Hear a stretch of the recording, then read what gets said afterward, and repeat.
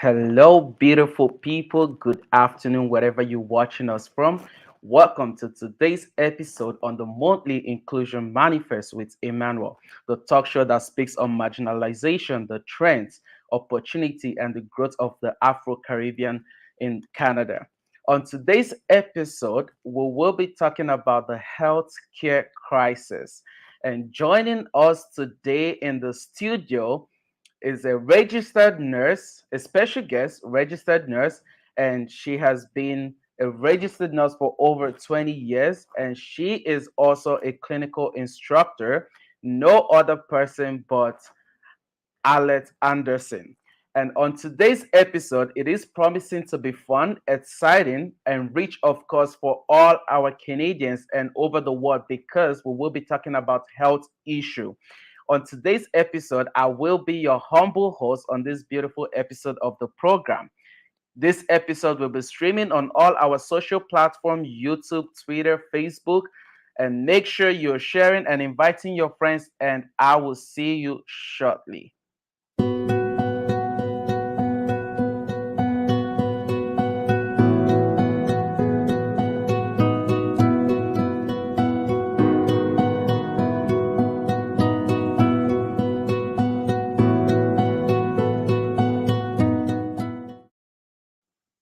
Welcome back, everyone. Thank you for staying tuned. Now, you will be joining me to welcome our special guest, registered nurse, clinical instructor, Alette Anderson. Hello, Hello, Alette. and how are you doing? I'm good. How are you doing? I'm good. Thanks for How is, inviting me. thank you. How is the weather treating you? Uh, Better than expected, but Oh, it's a pretty yeah. yes. That's beautiful. That's beautiful. So I've met you before. I know you, but for the sake of those watching us live today, can you tell us a little bit about yourself and what you do? Well, first of all, my name is Alette Anderson. I'm a registered nurse in Toronto. I'm a full time registered nurse and also a clinical instructor of one of our college institute. Thank you so much for sharing that information with us. And when you said you are a registered nurse and a clinical instructor, that potentially would take us to the first question would have for you today. What really, made you decide to go into that field of career? Well, first of all, I'm Jamaican and I came to Canada at an early age, at the age of 21. Hmm. Um, I I have a science background from Jamaica, and having a science background all my life, and being told from an earlier age that I would be a nurse, taking care of my great grandparents, is a notion that was always manifested in me, and I've come to light, and I very much appreciate the nurturing that I got from families in the community at a young age, and so it was manifested, and it has grown, and it took me to where I am today. Beautiful. What a beautiful story. Thank you. And for you to have been a nurse for over 20 years, that's a lot. And if you don't It is. mind, we are asking what has been the reward you've seen so far in being a nurse for over 20 years. For me, being a nurse is a calling to be selfish, to be selfless, to be compassionate. It's a calling to be empathetic towards others. It's an opportunity and a tool that you use to make a difference in people's life. Nursing is where you care with your heart and not just your hands. I enjoy what I do, and I do what I enjoy. And for me, as I said, it's a calling, it's a vacation, it's a vocation, and yes, it's my calling station, it's my vocation, and it's my profession, and it's a privilege. And I really enjoyed nursing over the many years, and I wouldn't have choose any other profession than a nursing career. Wow, wow. That's really awesome. And that would take me to when you said this is your convocation. This is your passion, what you love to do. I Mhm. do know that during the midst of the pandemic, a lot of nurses, try to switch career because of the challenges that they went through the nurse during the period. Mhm. So what was your motivation? Like, what kept you through the whole pandemic? Or at some point, did you think of changing career? Um, the pandemic in itself actually was not looking very promising. I could assure you that. And at one point, I believe it was a test of my commitment to my nursing career. But because this was a call in, I believe it was a call to action, um, to do what it takes, regardless of the outcome, to help those that are in need. And it has increased my commitment to my and my devotion to my nursing career. I would say my faith um, is and was my motivator. um I'm a Bible believing person, and I believe that it comes as no surprises to me when things like this happen. And I believe when things like these happen, it should increase our trust and our faith in God. And this is a time when we should be, become more resilient and be stronger, knowing that we stand for something and not fall for anything. And it was a challenging time, but it was a time um, when, more than ever, it brought a lot of people together to be strong, to be one, and to be family. Wow, that is really touching, to be honest. And Hmm. during that process, during the whole period of the pandemic, did the government meet your expectation? I don't know what, the expectation that the healthcare, workers are expecting from the government, but do you think that they met those expectations as a healthcare worker? I don't think the government really met our expectation. I expected more from the government in preparing for such a global health crisis. However, I believe that they, even though they did not take a lead position and they did follow some things from the United States and the CDC, I believe that they also did their best, and they did the best that they know how to. Right, right, right, right. And from your point of view, what do you think about the mandatory vaccine policy that they have been imposing on people? Um, to a certain extent, we work in the medical field. I work in the medical field, and I think it's important um, I think science play a very important role in our decision, especially due to the severity and the mode of transmission of the virus. Um, but I also believe in patients' rights. I believe in individual rights, and I believe in individual rights, religious rights, and freedom. Hence the reason you had so many protests and riots around in certain part of the city, because voices were ignored and voices were not heard. And I feel that, when, if we were well prepared, and if we were prepared, which I don't know how much prepared we could have been, Right, I think you would have gotten a better cooperation from the country, from the people itself. And people, you know I don't think the government really knew the extent, the severity of COVID, and the effect it would have on the population, um, the unexpected death, the shortage of nurses, the sickness of everyone. It was just a situation caught off guard, which could have been handled better. But we have. I think I could safely say we have overcome the majority of it. right. Because the whole vaccine policy, it was a very big issue, most especially people who are not in the healthcare industry or healthcare, lead. They see it as something that is abnormal, and it's totally different from the way someone who is a healthcare worker would see it. So Mhm. it was like kind of a very big issue whereby people trying to, access so many things, go to like some facilities, they'll be like, oh, you can't come in because you don't have, fully vaccinated and all of that. For my own take, um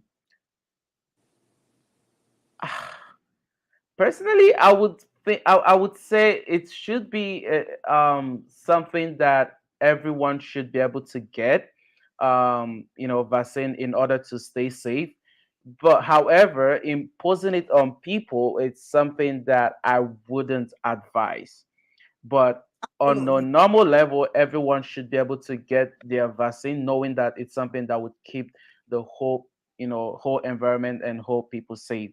That's what Right. I would, put in there. And what is the current state of COVID-19? And as well, I've been hearing about the new virus, monkeypox. So, what do you Um, have to tell us about this? I mean, the monkeypox is also, new to a lot of us in the healthcare system. I mean, we're dealing with getting over COVID, and here we have, another introduction of a new situation. There's not a lot of cases of monkeypox, from what I understand, and there's also not a lot of cases of the COVID virus in comparison, to or earlier in the year. I believe the general public, though, have lost interest in knowing where we're at this moment with these diseases. I think there should be more measures put in place for this, for monkeypox, so that we don't get caught in the situation we got caught into during COVID. However, I just feel that people just want to live and be free, and I don't really think the public cares. Thank you so much for sharing that information with us. At least people watching us live today knows where to stand currently right now, because there have been a lot of information flying on social media. There are a lot of cases of monkeypox. There are less cases of monkeypox, but hearing it from the someone who is in the front line of health, I believe it's something that they would take in a good faith. Thank you so Yes. much for that. And if you're watching us live today, keep sharing. We will be going on a very quick break, and I will see you all shortly.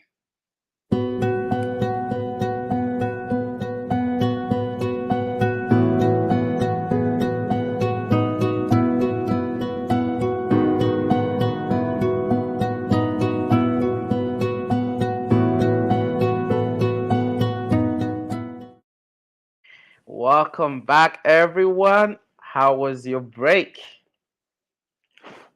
Hope you enjoyed your break, Alette. Yeah, I did.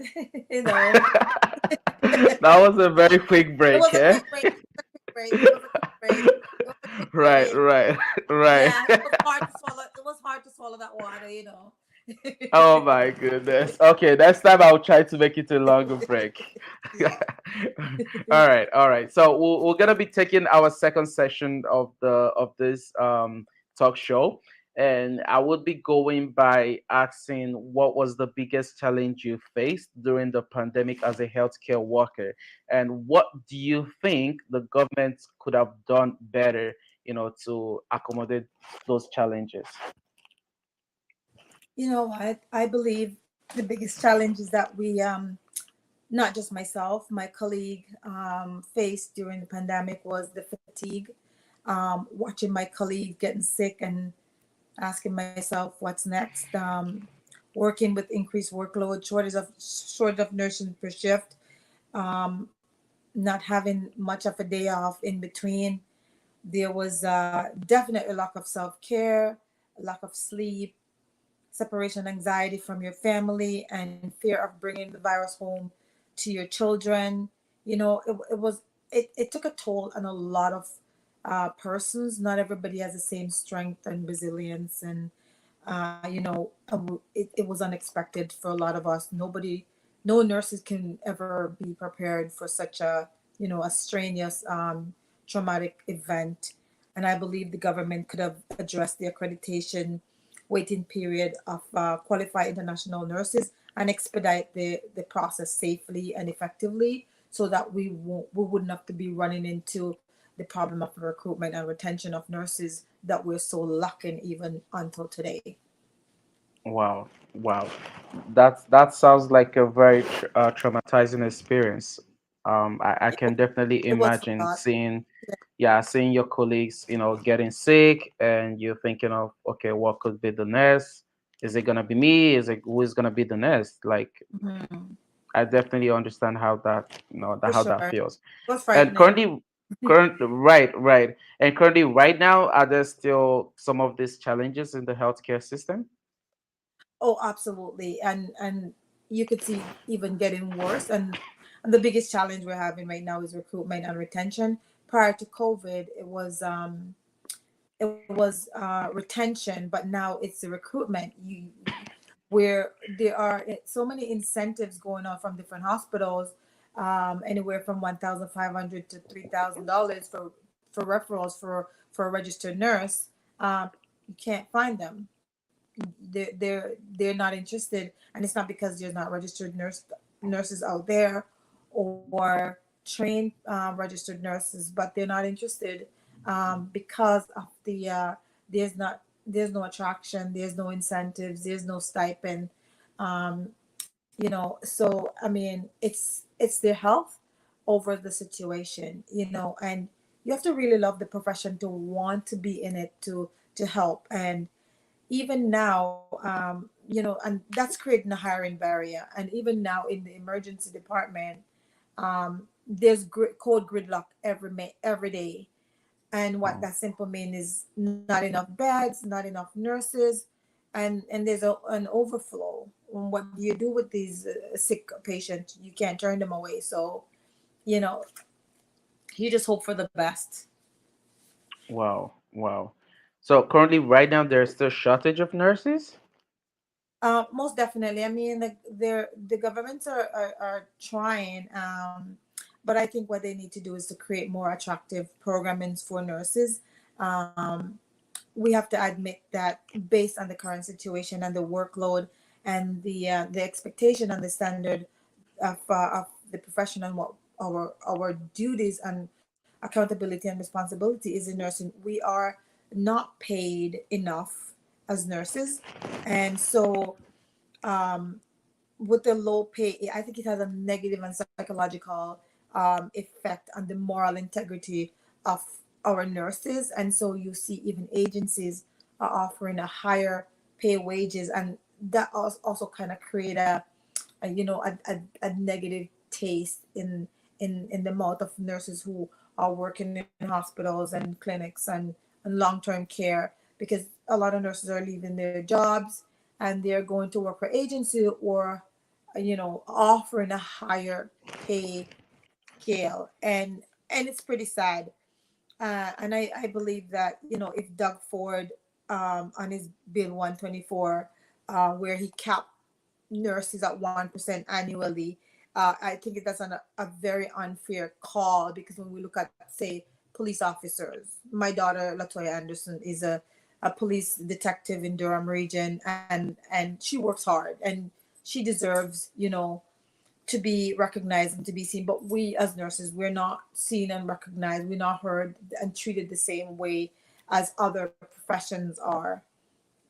We don't want to just be called heroes alone. We want to be appreciated. We want to be heard, and we want Doug for the government to repeal Bill 124 before we lose more nurses in the situation we're at right now. Wow, wow. That's really brilliant. That's quite impressive.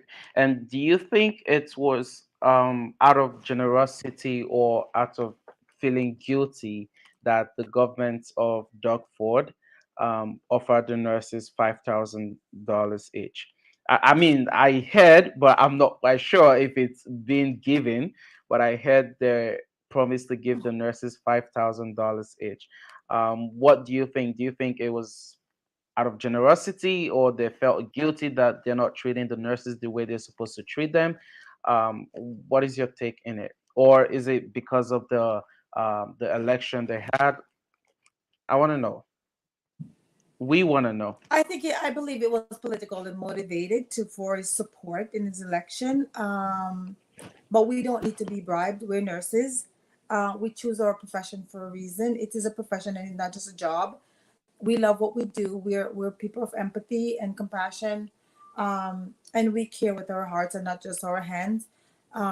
As I said, what we need is appreciation and not $5,000. And if there's going to be any monetary incentive, it should not be just a one time, a one off situation. I believe that we work hard, to keep the healthcare system at a high standard. So I believe giving us some sort of tax break would be a much better gesture. Oh wow. Wow, that's I don't know, but we're hoping that they're able to see this and we'll be able to go into accountability and look into this to make sure that the nurses are being treated right, because these are heroes. They really fought Yes. so hard during the whole pandemic process. And that also brings me to, this question: what do you think about the international trained nurses? um, do you think the government should expedite their process on getting into work here in Canada, or is the process okay with other nurses? Or do you think once they present their certificate they should get into working field? What is your take in it? While I do believe that we have enough trained, skilled nurses in Canada, I also believe that we have access to a lot of international trained nurses where the government needs to expedite the process of citizenship and immigration. Canada needs to expedite the process of them um, coming through to work. But I would hate to know that it's been rushed, and then we have nurses coming in the country that are not skilled, that are not properly trained, that do not have the proper requirements. And because then if and we also need those nurses to be examined, their credential to be examined closely, so that we're not creating another issue for in the system, right? So Right. yeah, it's a hit and miss. uh, we're hoping that we can attract international nurses, but we want to do it safely and effectively. Right. And what about the registered practical nurses? I do believe that some of the registered practical nurses, there are some people that have been RPN for over 10 years, 15 years. I do believe with people like that, they have gained a lot of knowledge in the healthcare system. Do you think it's a right thing for government to give them the opportunity to try the registered nurse examination, or could there be like a process that they could go through, maybe 1 year bridge course or something for them to become an RN instead of starting school all over again? um that's a very sensitive topic, because as healthcare workers we all work together closer with each other, whether it's RPN, RN, PSWs, managers, allied staff. We all work closer together, and we all come with our different expertise and skill set on the table, and we all are a system that need each other. However, to be an RN is not just sit in an exam. You still need the knowledge, skills, judgment, and clinical, critical thinking skills, along with the clinical experience. And it's the in-depth knowledge that separates the two. The College of Nursing holds you accountable as a registered nurse. So it's not merely the government, but the College of Nursing and its standard, and how they hold the registered nurse accountable because of that, extra years of studying, and the in-depth knowledge that comes. And so you're accountable now. If you just as a RPN or registered practical nurse, just go and write an exam. At what level will the College of Nursing hold you responsible when you did not get that extra years of studying, years of education? You see what I'm saying? So, I mean, Yeah. it's not a call that the government could make, but it's a standard that's set in place by the College of Nursing. Awesome, awesome. That's a very smart one from you. And what advice do you have for nursing students who are currently watching us live today? Um, Nursing, as you can see right now, it's very challenging and it's frightening for a lot of young graduates, or even for young people coming out of high school that were, considering nursing at a young age. But I would say, don't lose hope. There's still hope. And, I believe that this period of time will soon pass, sooner than later. There are still many amazing attributes to bring to the profession. And, you know, one can make a difference in making a difference. And as nurses, this is the only profession that I believe that um, it's unity and it's strength, and we have to stick together and we have to work together, and that way we'll be stronger together. It's a profession where you get your blessing, and it's a privilege to be trusted, with someone's life and to help them to heal. I mean, one of the most rewarding thing is to see a patient come in being so sick, and months and years or even weeks after you witness those same patient walking out healthy, knowing that you were part of that healing process. So, I would say to those who are going into nursing, make sure, follow your heart and make sure this is what you want, and not just going for the money, because you'll get the rude awakening. Wow, wow. Hearing all of this from you, now I want to go into nursing. You should. You should. and and if there's one thing you would want to change in the healthcare system now, what would that be and why?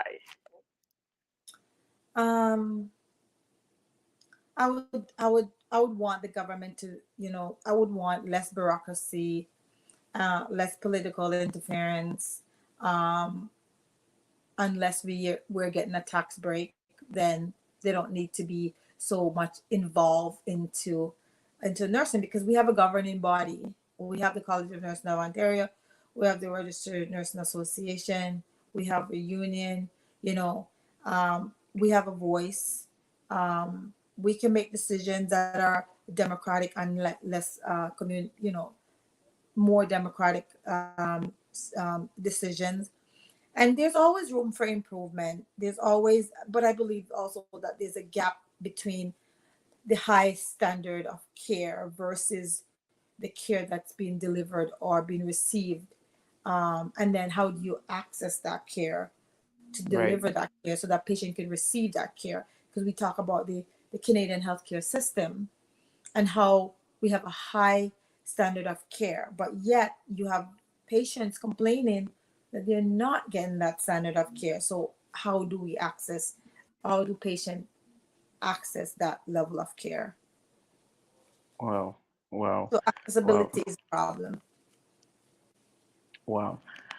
That's really very interesting. That's really, really very interesting. And what do you think the unions are doing regarding to this?